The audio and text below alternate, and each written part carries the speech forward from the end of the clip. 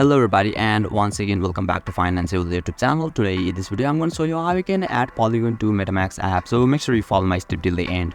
First thing first, I assume that you have already downloaded the Metamask app and already logged in, and now right after that, once you open it, you'll be able to see the interface or dashboard of the Metamask apps on in the screen, where you can see the Ethereum main network at the top of this dashboard. Simply tap on that option, and now you can see the add network at the bottom of this screen, so you need to select that option.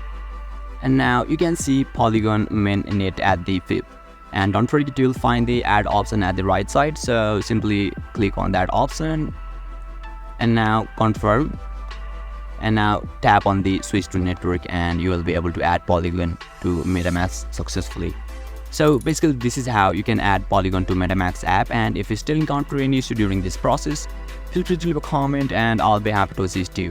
If you found this video helpful, please give it a thumbs up, and if you are new to this channel, make sure to hit the subscribe button and set the bell icon to on so that you can stay up to date with our latest content. Thank you for watching, and I'll see you next time.